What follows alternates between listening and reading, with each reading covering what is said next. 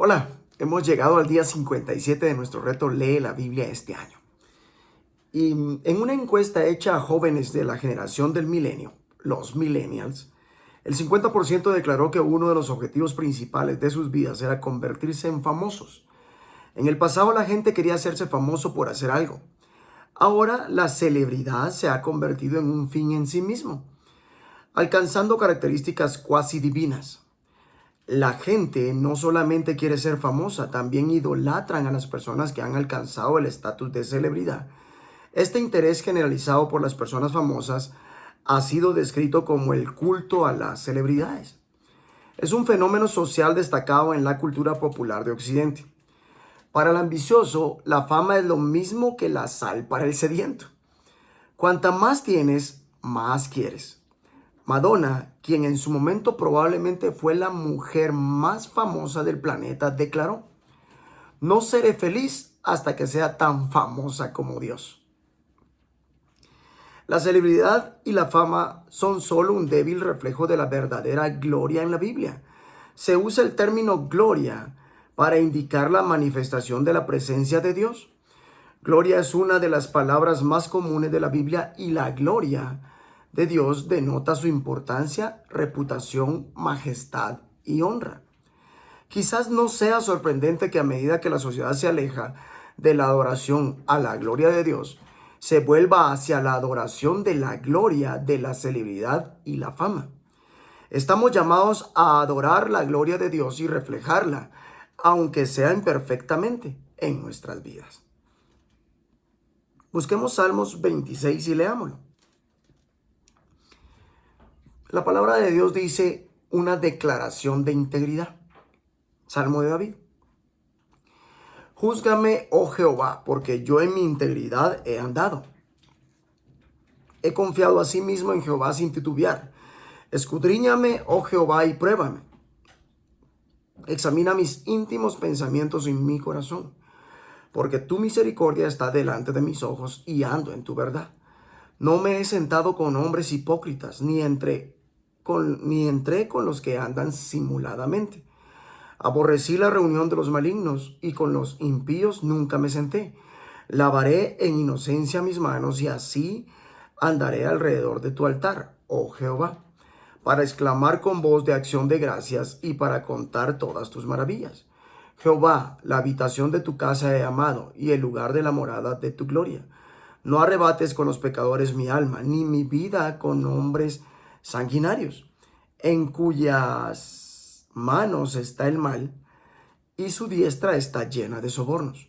Mas yo andaré en mi integridad, redímeme y ten misericordia de mí. Mi pie ha estado en rectitud en las congregaciones, bendeciré a Jehová. Salmos 26 hace una reflexión a buscar la gloria de Dios. David escribe: Señor, yo amo la casa donde vives, el lugar donde reside tu gloria. El rey David era una celebridad por derecho propio. Ver Samuel 18:7. Aún así, no buscó su propia vanagloria, sino que le dio la gloria a Dios.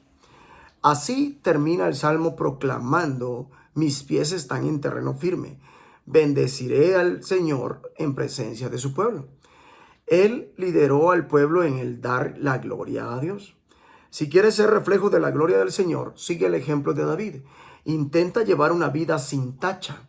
Confía en el Señor sin titubeos.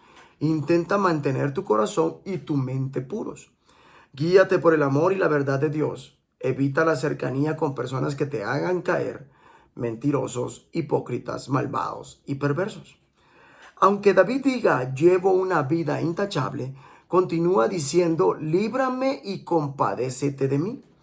Tuvo que haber sido consciente de que, aunque intentaba llevar una vida exenta de pecado, no siempre lo lograba, por lo que necesitaba de la redención y la misericordia de Dios, en vez de pretender decir que no tenía pecado. Lo que David hace es declarar que vive una vida íntegra, que es sincero y su corazón entero es para Dios. Otros reyes de aquella época habrían esperado que la gente los ensalzara dando culto a su celebridad, pero David era un adorador del Señor. Escribe así: camino, Señor, en torno a tu altar, proclamando en voz alta tu alabanza y contando todas tus maravillas. Señor, yo amo la casa donde vives, el lugar donde reside tu gloria. En el Antiguo Testamento, el templo de Jerusalén era el lugar donde el pueblo de Dios podía encontrar la gloria de Dios. En el Nuevo Testamento leemos acerca de un nuevo templo donde habita la gloria de Dios. Su presencia se encuentra en una persona. Jesús es ese templo. Juan 2, versículos 10 al 21. En Jesucristo se revela la manifestación suprema de la gloria de Dios. Aún más, la sorprendente realidad es que la gloria de Dios también habita en todas las personas que confían en Jesús, tanto individualmente como conjuntamente. Pueden ver 1 Corintios 6, 19 o 1 Corintios 3, 16. El pueblo de Dios es visto como el templo de Dios en quien habita el Espíritu. En él también ustedes son edificados juntamente para ser morada de Dios por su Espíritu. Busquemos Marcos 9, versículos 2 al 32. Y la palabra de Dios nos dice: 6 días después, Jesús tomó a Pedro, a Jacobo y a Juan y los llevó aparte solos a un monte alto. Y se transfiguró delante de ellos, y sus vestidos se volvieron resplandecientes, muy blancos como la nieve, tanto que ningún lavador en la tierra los puede hacer tan blancos. Y les apareció Elías con Moisés, que hablaban con Jesús. Entonces Pedro dijo a Jesús: Maestro, bueno es para nosotros que estemos aquí, y hagamos 3 enramadas, una para ti, otra para Moisés y otra para Elías. Porque no sabía lo que hablaba, pues estaban espantados. Entonces vino una nube que les hizo sombra, y desde la nube una voz que decía: Este es mi Hijo amado, a él oíd. Y luego, cuando miraron, no vieron más a nadie consigo, sino a Jesús solo. Y descendiendo ellos del monte, les mandó a que a nadie dijesen lo que habían visto, sino cuando el Hijo del Hombre hubiese resucitado de los muertos. Y guardaron la palabra entre sí, discutiendo qué sería aquello de resucitar de los muertos. Y le preguntaron diciendo: ¿por qué dicen los escribas que es necesario que Elías venga primero? Respondiendo él, les dijo: Elías a la verdad vendrá primero, y restaurará todas las cosas. Y como está escrito del Hijo del Hombre, que padezca mucho y sea tenido en nada. Pero os digo que Elías ya vino, y le hicieron todo lo que quisieron, como está escrito de él. Cuando llegó a donde estaban los discípulos, vio una gran multitud alrededor de ellos, y escribas que disputaban con ellos. Y enseguida toda la gente, viéndole, se asombró, y corriendo a él le saludaron. Él les preguntó: ¿qué disputáis con ellos? Y respondiendo uno de la multitud dijo: Maestro, traje a ti a mi hijo que tiene un espíritu mudo, el cual donde quiera que le toma le sacude, y echa espumarajos y cruje los dientes, y se va secando. Y dije a tus discípulos que lo echasen fuera, y no pudieron. Y respondiendo él les dijo: Oh generación incrédula, ¿hasta cuándo he de estar con vosotros? ¿Hasta cuándo os he de soportar? Traérmelo. Y se lo trajeron. Y cuando el espíritu vio a Jesús, sacudió con violencia al muchacho, quien cayendo en tierra se revolcaba, echando espumarajos. Jesús preguntó al padre: ¿cuánto tiempo hace que le sucede esto? Y él dijo: desde niño, y muchas veces le echan en el fuego y en el agua para matarle. Pero si puedes hacer algo, ten misericordia de nosotros y ayúdanos. Jesús les dijo: si puedes creer, al que cree, todo le es posible. E inmediatamente el padre del muchacho clamó y dijo: creo, ayuda mi incredulidad. Y cuando Jesús vio que la multitud se agolpaba, reprendió al espíritu inmundo diciéndole: espíritu mudo y sordo, yo te mando, sal de él y no entres más en él. Entonces el espíritu, clamando y sacudiéndole con violencia, salió, y él quedó como muerto, de modo que muchos decían: está muerto. Pero Jesús, tomándole de la mano, le enderezó y se levantó. Cuando él entró en casa, sus discípulos le preguntaron aparte: ¿por qué nosotros no pudimos echarle fuera? Y les dijo: este género con nada puede salir sino con oración y ayuno. Habiendo salido de allí, caminaron por Galilea, y no quería que nadie lo supiese, porque enseñaba a sus discípulos y les decía: el Hijo del Hombre será entregado en manos de hombres, y le matarán, pero después de muerto resucitará al tercer día. Pero ellos no entendían esta palabra y tenían miedo de preguntarle. Marcos 9, estos versículos del 2 al 32, nos hablan de cómo se refleja la gloria de Jesús. Pedro, Santiago y Juan pudieron ver un destello de la gloria de Dios cuando Jesús fue transfigurado delante de ellos. No es coincidencia que la transfiguración sucediera justo después de que Jesús hubiera preguntado a sus discípulos: ¿quién dice la gente que soy yo?, revelando la naturaleza divina de Jesús como Hijo de Dios. Por un momento se echó a un lado la cortina del tiempo y los discípulos vieron a Moisés representando a la ley y a Elías representando a los profetas. Palpablemente vivos y al lado de Jesús, los discípulos tenían que saberlo todo acerca de Moisés y Elías. En el mundo del judaísmo, aquellos hombres eran los más famosos de todos. Pero Dios está diciendo que Jesús es aún más grande que aquellos dos venerables hombres. Cuando los discípulos miraron de nuevo, ya no vieron a nadie más que a Jesús. Pedro, Santiago y Juan vieron a Jesús como lo veremos cuando vuelva de nuevo en su gloria revelada. La palabra usada para transfigurado es la misma que se traduce como transformado. Cuando el apóstol Pablo escribe: todos nosotros que con el rostro descubierto reflejamos como en un espejo la gloria del Señor, somos transformados a su semejanza con más y más gloria por la acción del Señor, que es el Espíritu. Segunda de Corintios 3:18. La celebridad hoy en día consiste en la fama y buscar publicidad. Jesús no buscó publicidad, más bien lo contrario, les ordenó que no contaran a nadie lo que habían visto. Marcos 9:9. La celebridad se suele asociar con la riqueza y un estilo de vida lujoso. En la vida de Jesús el sufrimiento y la gloria están indisolublemente ligados. En cuanto baja de la montaña, le explica a sus discípulos que el Hijo del Hombre tiene que sufrir mucho y ser rechazado. La gloria de Jesús era de un tipo diferente a la que el mundo espera, tanto entonces como ahora. Una cosa que Jesús sí tuvo en común con las celebridades es que atraía masas de gente. Al ver a Jesús, todos corrieron a saludarlo, llenos de admiración.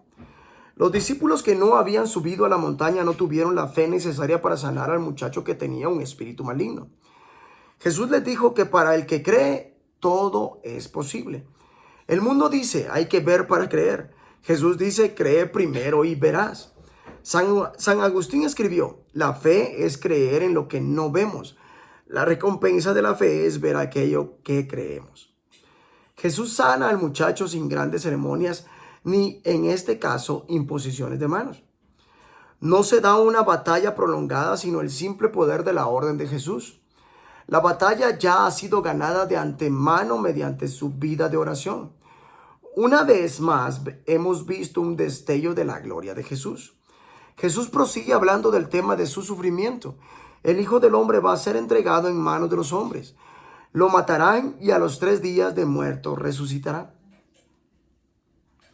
Busquemos Éxodo 39 y Éxodo 40 y leámoslo. Éxodo 39 nos habla lo siguiente: hechura de las vestiduras de los sacerdotes. Del azul, púrpura y carmesí hicieron las vestiduras del ministerio para ministrar en el santuario. Y asimismo hicieron las vestiduras sagradas para Aarón, como Jehová lo había mandado a Moisés. Hizo también el efod de oro, de azul, púrpura, carmesí y lino torcido. Y batieron láminas de oro y cortaron hilos para tejerlos, entre el azul, la púrpura, el carmesí y el lino, con labor primorosa. Hicieron las sombreras para que se juntasen y se unían en sus 2 extremos. Y el cinto del efod que estaba sobre él era de lo mismo, de igual labor, de oro, azul, púrpura, carmesí y lino torcido, como Jehová lo había mandado a Moisés. Y labraron las piedras de ónice montadas en engastes de oro, con grabaduras de sello con los nombres de los hijos de Israel, y las puso sobre las sombreras del efod, por piedras memoriales para los hijos de Israel, como Jehová lo había mandado a Moisés.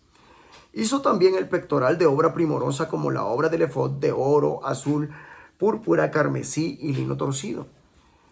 Era cuadrado, doble hicieron el pectoral, su longitud era de 1 palmo y de 1 palmo su anchura cuando era doblado.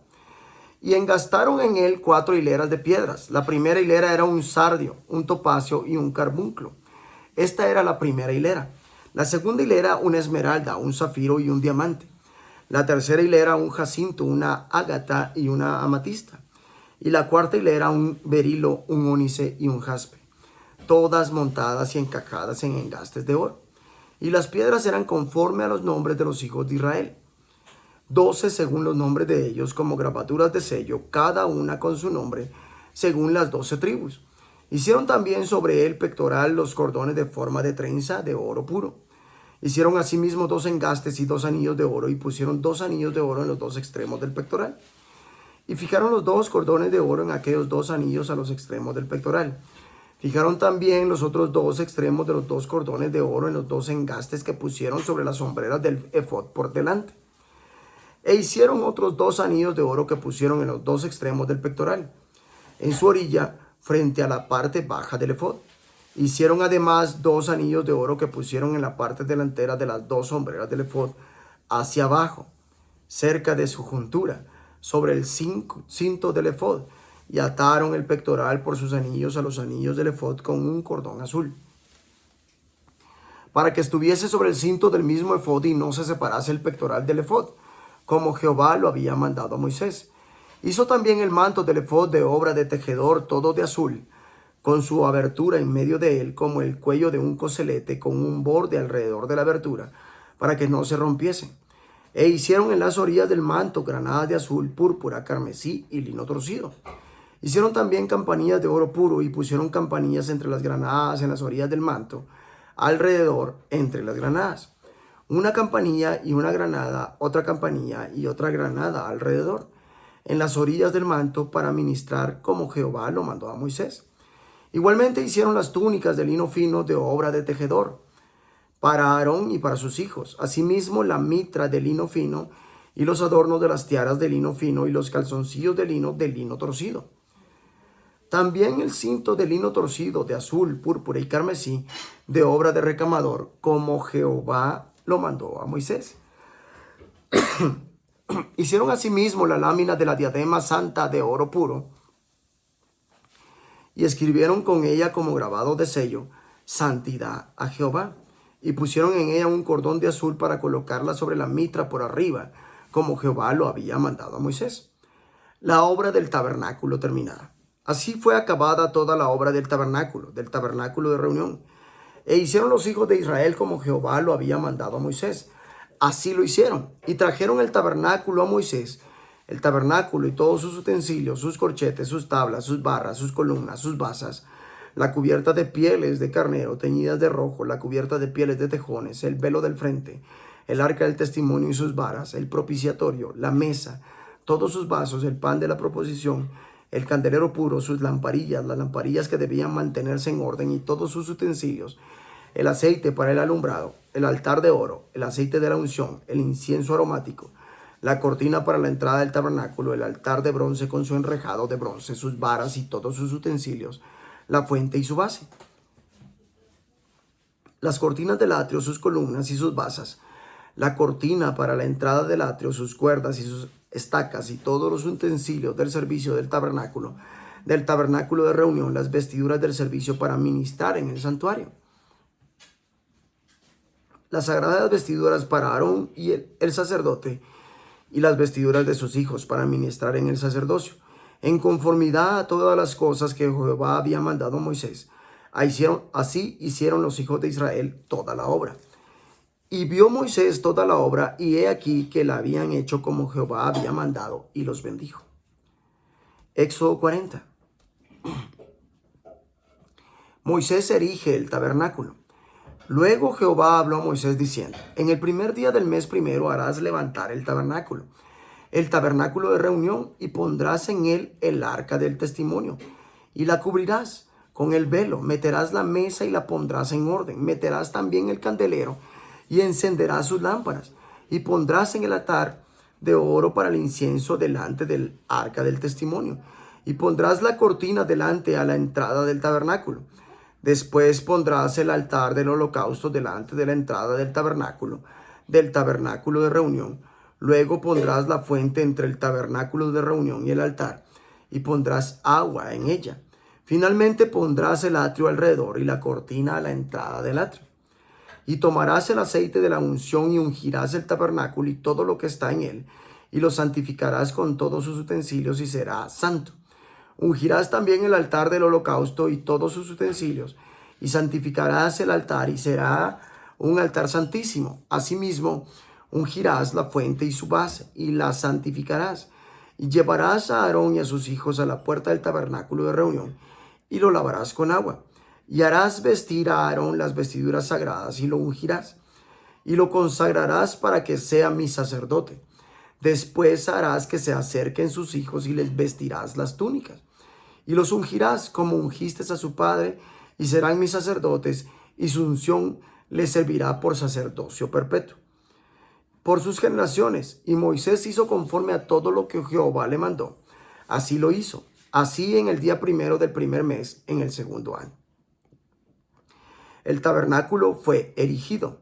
Moisés hizo levantar el tabernáculo y asentó sus basas y colocó sus tablas.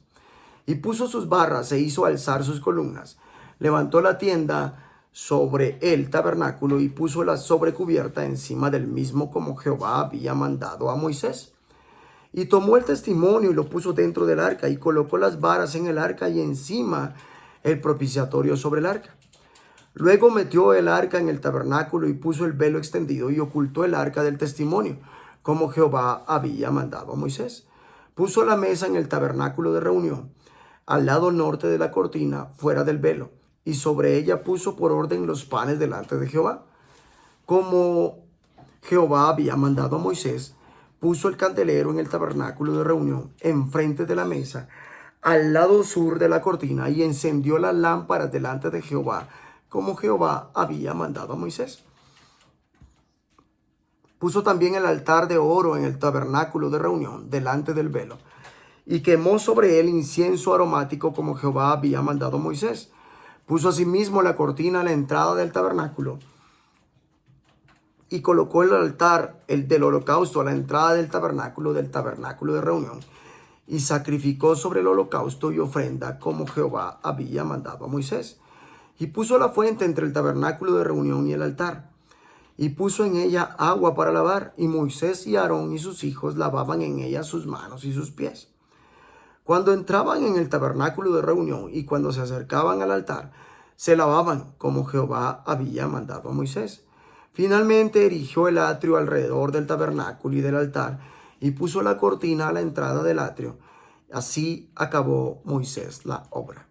La nube sobre el tabernáculo. Entonces una nube cubrió el tabernáculo de reunión, y la gloria del Jehová llenó el tabernáculo. Y no podía Moisés entrar en el tabernáculo de reunión porque la nube estaba sobre él, y la gloria de Jehová lo llenaba.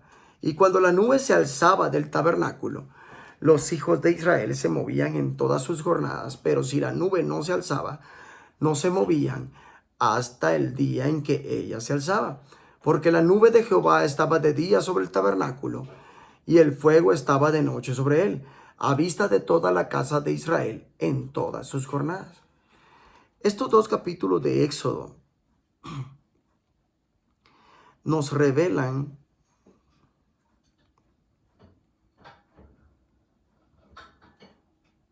que debemos esperar una eternidad de gloria.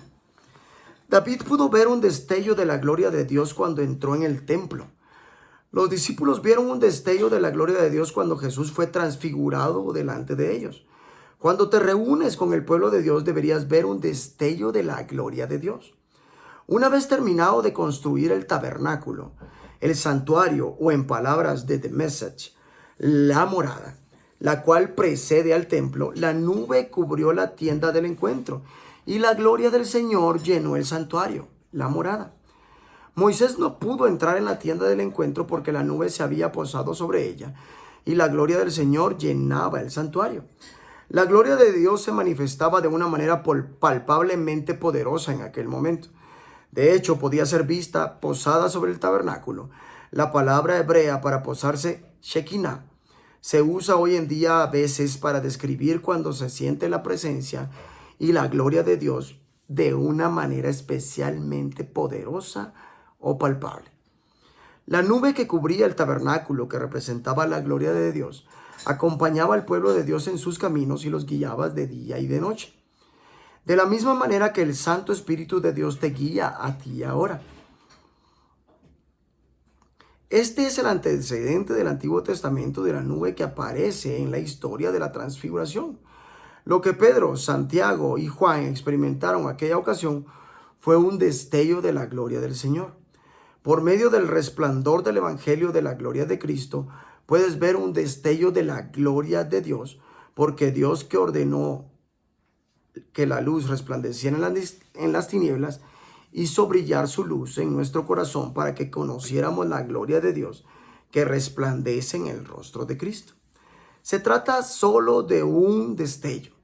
Llegará el día en que puedas ver toda esta realidad. El apóstol Pablo dijo que por esto no debemos descorazonarnos, aun cuando atravesemos momentos difíciles, pues los sufrimientos ligeros y efímeros que ahora padecemos producen una gloria eterna que vale muchísimo más que todo sufrimiento. Este salmo, el Salmo 26, se atribuye a David. Me sentí muy interesado por lo que decía el versículo primero. Pues he llevado una vida intachable en el Señor, confío sin titubear. Desearía poder decir lo mismo, pero sé que mi vida dista mucho de ser intachable y muchas cosas la han hecho tambalearse.